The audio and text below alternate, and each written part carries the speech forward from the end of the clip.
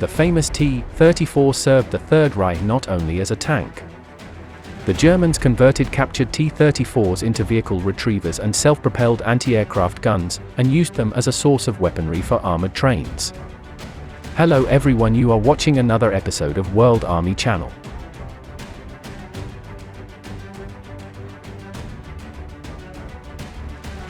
The T-34 was the best Soviet tank of World War II.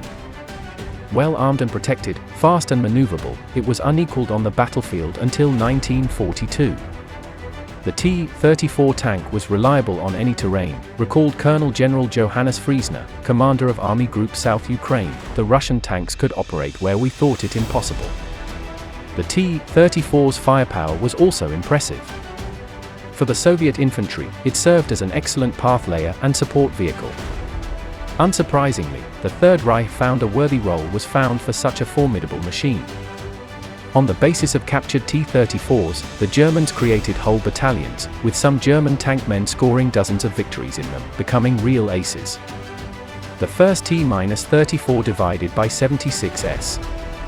76 referred to the 76mm gun. Appeared in the Wehrmacht in the summer of 1941 under the designation PZ KPFW.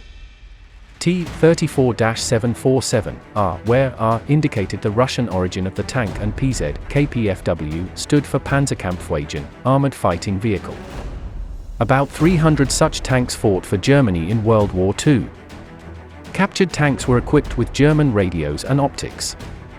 And some had commanders' cupolas fitted to improve the visibility of the crew leader. The acute shortage of ammunition and spare parts made it hard to maintain the tanks in a combat-ready condition. Some T-34s had to be completely disassembled to supply parts for others. And shells were removed from destroyed T-34s, sometimes mid-battle. To prevent captured Soviet T-34s from being hit by their own artillery and the Luftwaffe, a large Balkenkreuz or swastika marking was applied to the hull and turret. Nevertheless, in the heat of battle, gunners often failed to notice them and opened fire on the silhouettes of the hated Soviet tanks. The T-34 served the Germans not only in its traditional role. Some were converted into vehicle retrievers or self-propelled anti-aircraft guns. In the latter case, the turret was dismantled and replaced by a special open-top, rotating welded tower with a 20mm flak-feeling 38 anti-aircraft gun. Severely damaged T-34s were installed on armored trains as artillery mounts.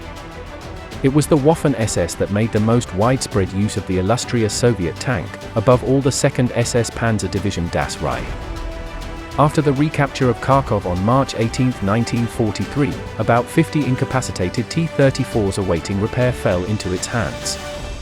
Using the facilities of the Kharkov tractor plant, the SS restored several dozen tanks and formed a separate company from them within the Reich Division, the largest unit of captured T-34s in the German armed forces.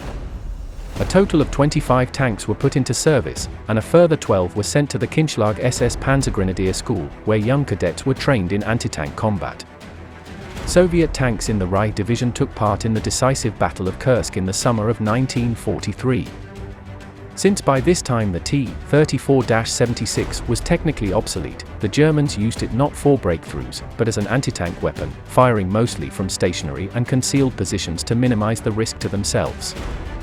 Of the German tank men who used the T-34, the most outstanding were the platoon commander of the 9th Panzer Company of the Reich Division, SS Oberscharführer Joseph Naber, and tank commander Emil Seibold, who served in the same division. The latter became one of the best tank aces of the war, scoring a total of 69 kills, several dozen of which in the Soviet T-34.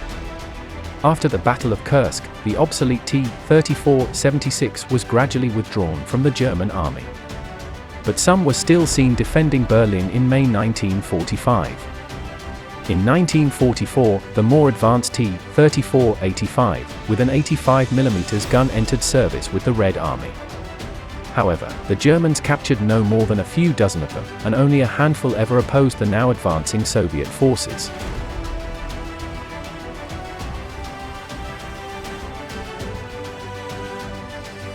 Thanks for watching, and as always, if you enjoyed this video, don't forget to like, share, and subscribe for more awesome videos.